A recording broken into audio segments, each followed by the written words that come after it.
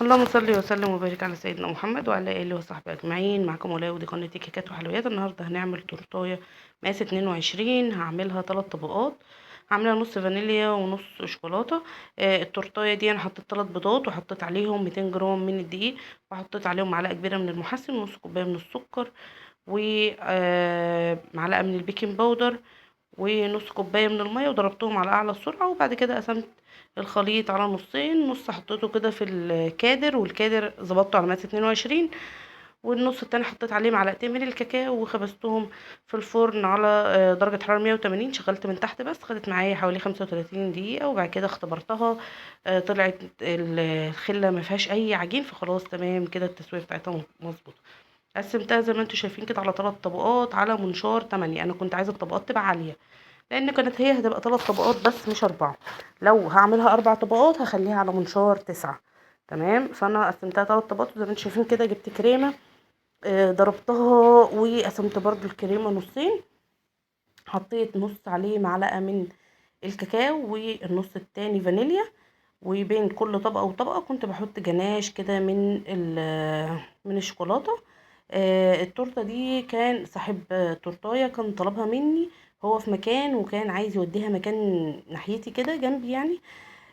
فكلمني وقال لي انا هبعت لك الفلوس بالتوصيل بكل حاجه، وهديك الرقم تليفون، انت تعرفي الرقم التليفون ده فين بالظبط، يعني المكان بتاعه فين بالظبط.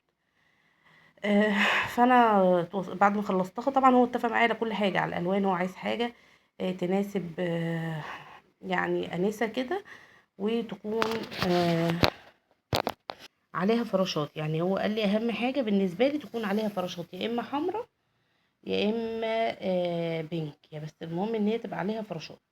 فانا بصراحه دورت على الفراشات اللي كانت عندي، فلقيت اللون اللي هو البامبا ده. فوريتها له، قال لي خلاص ممكن نختار بقى اللي هو الايه الدرجات البامبا كده، او اللي هو الايه البنكات يعني. فخلاص واتفقنا على كل حاجة، ووريته كام صورة كده، فاختار صورة بس طبعا غير اللون زي ما انتوا شايفين كده. اختار الدرجة دي واختار مع الفراشات. صورت له برضو الفراشات، اختار كام فراشة كده، وقال لي هم دول، وقال لي هتكتبي عليها ايه. و يعني توصلها لها مع المندوب، وانا اول ما تخلصيها على طول هبعتلك الفلوس بتاعت حق التورته. انا كنت التورته دي حاسباها على 350، كانت ب350، وهو كان يعني قال لي اعملي حاجه كويسه، ولو ازيد من كده في السعر مش مشكله. فانا قلت له لا، هي المقاس ده بالحاجات اللي حضرتك طلبتها كده 350 بالتوصيل. تمام يعني حسبت التوصيل حوالي 30 جنيه، لان المكان ما كانش بعيد قوي، والباقي بقى حق التورتيه. بعد ما خلصتها وصورتها له وحطيتها في العلبه وصورتها له، لقيته حول لي الفلوس على الرقم بتاعي. وبعد كده قال لي تواصلي بقى معاهم. كلمت بقى صاحبه الرقم، فقلت لها في اوردر لحضرتك، وصورت لها التورته وكده. راحت قالت لي بس انا النهارده مش موجوده في البيت للاسف، وعايزه اعرف بس مين اللي تواصل مع حضرتك واداكي رقمي وكده. فقلت لها لا، هو رقم متواصل معايا وهو محاسب على كل حاجه. قالت لي بس انا حابه اعرف مين وكده. فطبعا انا بصراحه رجعت له وقلت له والله في كذا كذا، وحضرتك قال لي قولي لها قولي لها من ايام الدفعه. رحت مكلماها وقلت لها، راحت قالت لي طب هو ظاهر لك على الطول كولر باسم كذا يعني؟ فقلت لها تقريبا يعني، هو تقريبا يعني ده. فبعد كده هي اتواصلت بقى معاه، وهو كلمني وقال لي خلاص انا كلمتها وهي دلوقتي موجودة في البيت، بس كان تاني يوم يعني، لو تقدري تبعتيها لها. وبعد كده راح متصل بيا، شكرني جدا، قال لي التورته عجبتها جدا بالالوان بالفراشات بكل حاجه، وكمان طعمها حلو قوي. وان شاء الله لما اجي بقى عندكم ناحيتكم كده يعني، انا هطلب تورتيه تانية واخدها معايا بقى. هو تقريبا كان في التجمع، واحنا طبعا في حلوان في مايو، فكنا بعيد يعني. ف صراحة بيعجبني الحاجات اللي زي كده قوي، يعني بحب الراجل اللي يختار تورته ويختار تفاصيلها كده بعناية يعني.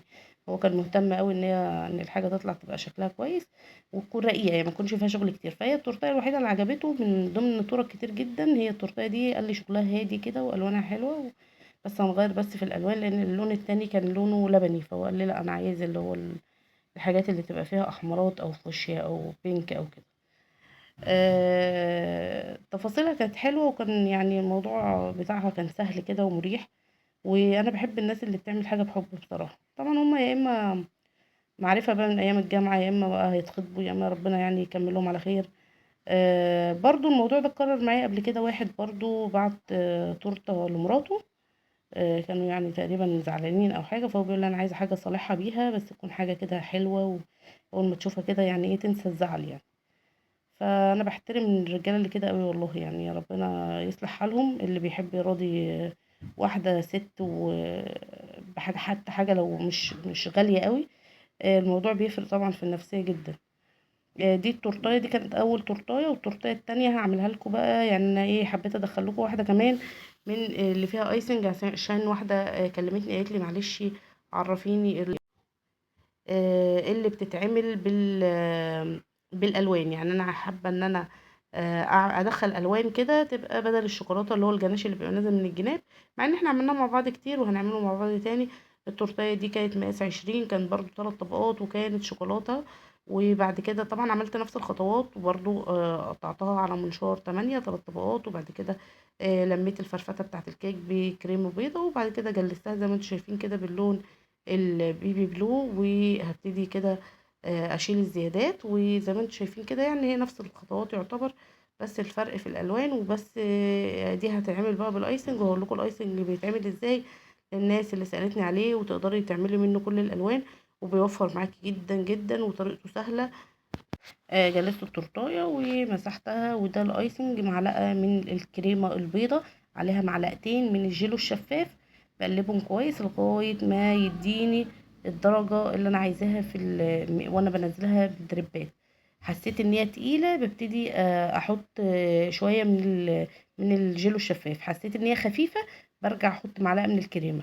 الالوان بقى على حسب ما انت عايزه. بعد ما تخلصي خالص ال الايسنج، يعني تبتدي تختاري اللون، تحط نقطة بسيطة جدا من اللون. انا الكريمة اللي فاضت بعد ما خلصت حطيت عليها نقطة من اللون الازرق، فعملت بيها الروزيتات اللي فوق عشان تبان ان هي اغمق شوية. وبقية الايسنج فردته في النص كده زي ما انتوا شايفين.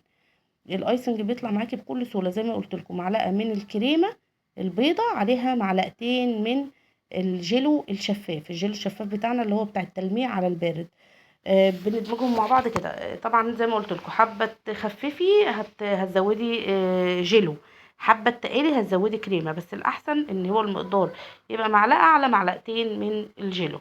وبعد كده جبت التوبر بتاع ألسا، وقصيته ظبطته كده يعني فرغته بعد كده، وكان معاه فراشات بنفس اللون. وزعت كده كريسبي من الابيض على كل التورتايه. ودي كانت التورتايه التانية. طلعتها على 250. ودي كانت التورتايه الاولى بتاعه زهرة.